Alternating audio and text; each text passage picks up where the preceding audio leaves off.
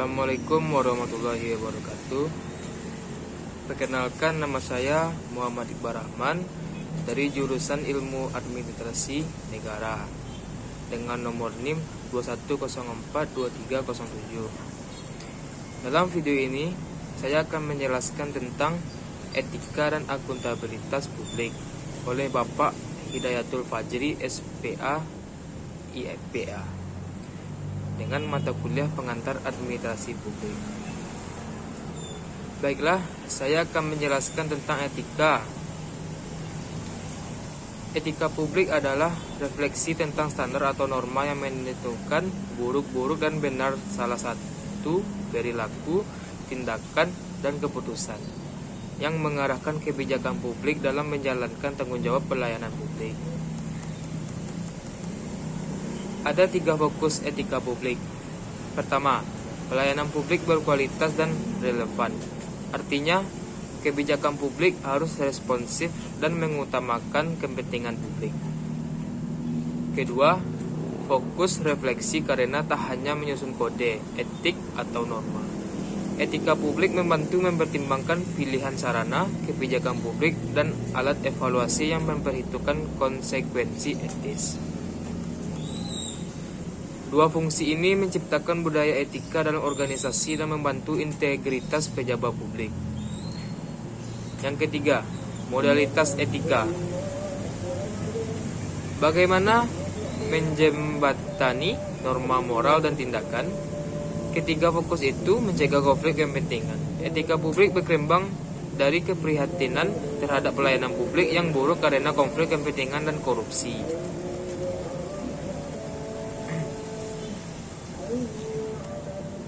Konflik kepentingan dipahami sebagai konflik antara tanggung jawab publik dan kepentingan pribadi atau kelompok. Pejabat publik menyalahgunakan kekuasaan untuk kepentingan diri atau kelompok sehingga membusukkan kinerjanya dalam tugas pelayanan publik. Konflik kepentingan tidak hanya mendapatkan uang, materi, atau fasilitas untuk dirinya. Juga semua bentuk kegiatan penyalahgunaan kekuasaan untuk kepentingan keluarga, perusahaan, partai politik, ikatan alumni, atau organisasi keagamannya. Baiklah, itu yang saya jelaskan dari tentang etika. Selanjutnya, saya akan menjelaskan tentang akuntabilitas publik. Akuntabilitas publik adalah kewajiban pihak pemegang amanah atau agen untuk memberikan pertanggungjawaban, menyajikan, melaporkan, dan mengungkapkan segala aktivitas dan kegiatan yang menjadi tanggung jawabnya kepada pihak pemberi amanah yang memiliki hak dan kewenangan untuk meminta pertanggungjawaban tersebut.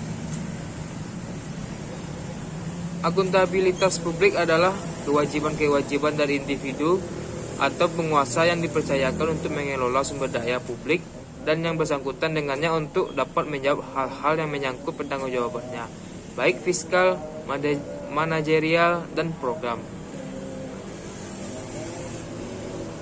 Akuntabilitas membutuhkan aturan, ukuran, atau kriteria sebagai indikator keberhasilan suatu pekerjaan atau perencanaan. Dengan demikian, maka akuntabilitas adalah suatu keadaan performa para petugas yang mampu bekerja dan dapat memberikan hasil kerja sesuai dengan kriteria yang telah ditentukan bersama, sehingga memberikan rasa puas pihak lain yang berkepentingan. Sedangkan akuntabilitas dalam pengadaan barang atau jasa PPK mempertanggungjawabkan kepada publik segala sesuatu mengenai kinerja yang akan telah dilaksanakan. Tujuan akuntabilitas adalah untuk mencapai pelayanan publik yang berkualitas, yang memuaskan masyarakat sehingga menghasilkan pelayanan prima. Untuk itu harus ditopang oleh 3 unsur akuntabilitas dibangun melalui 3 pilar utama, yaitu 1.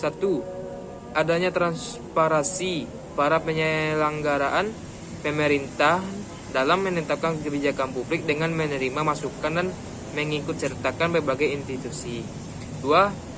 Adanya standar kinerja di setiap institusi yang dapat diukur dalam melaksanakan tugas, fungsi, dan wewenangnya.